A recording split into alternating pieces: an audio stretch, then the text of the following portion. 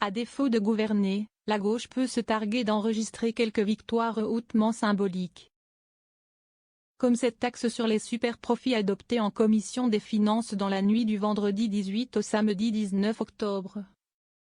En pleine préparation du budget 2025, proposée par les députés de la France insoumise, cette contribution exceptionnelle, qui s'appliquerait aux entreprises réalisant plus de 750 millions d'euros de chiffre d'affaires, permettrait selon eux de ramener 15 milliards d'euros dans les caisses de l'État.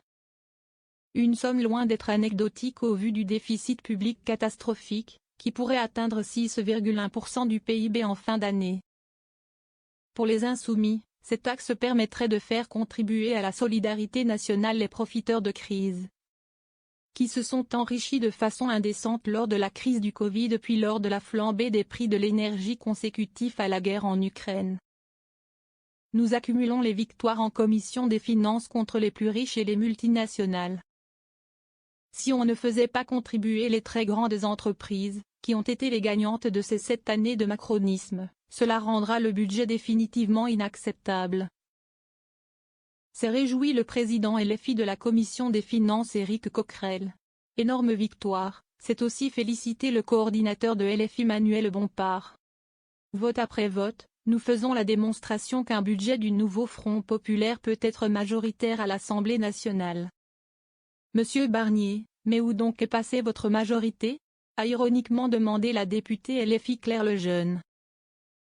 Un cri de joie qui mérite toutefois d'être relativisé, ces amendements seront reproposés au vote la semaine prochaine dans l'hémicycle. Aussi, la partie recettes du budget 2025 a été totalement rejetée par les députés samedi en fin de journée. Passé à la moulinette de la commission des finances, le projet de loi présenté la semaine dernière était devenu méconnaissable.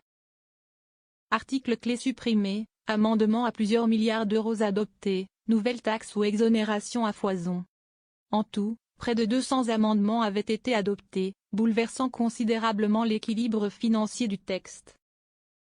Modifications finalement toutes balayées par un vote final négatif, par 29 voix contre 22, le Rassemblement national se retrouvant avec la droite et le centre dans le camp du rejet. Quitter le territoire.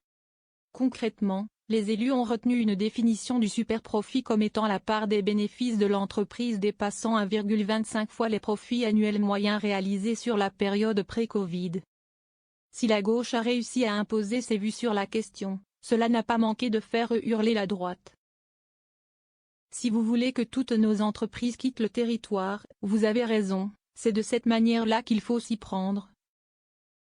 S'est insurgée la députée LR Véronique Louwagie. Le Rassemblement national, lui, s'est abstenu.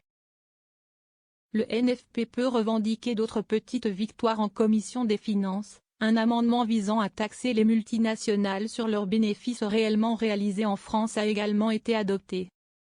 Avec 26 milliards d'euros de recettes nouvelles, assurent les députés mélenchonistes. Une révalorisation de la dotation globale de fonctionnement, DGF, attribuée par l'État aux communes et aux départements a trouvé l'assentiment des députés.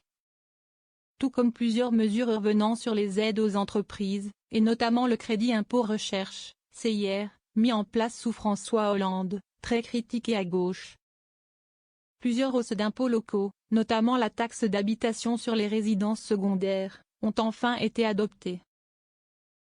Ce samedi 19 octobre, plus de 400 amendements restaient encore à examiner, avant le lancement des débats en hémicycle à partir de lundi.